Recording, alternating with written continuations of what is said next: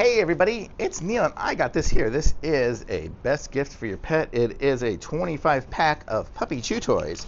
So we're going to check this out and see what all the different 25 little chew toys are and see. I'm sure she's going to like them. So we have this one here is a little donut and a little bone. And inside the bone, it's got a Squeaky. Does this have a Squeaky? Ah, it does. That's Squeaky too. It looks like we have 5 sets of poo-poo baggies, so that'll be good for us as we take walks.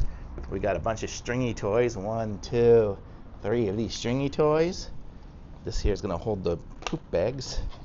More stringy toys. 3 there. I don't even know how many more. There's another one. Oh, this one here's got just chews on it. Those are nice. These are flexible, so she's going to love those. She likes that kind of toy so far already.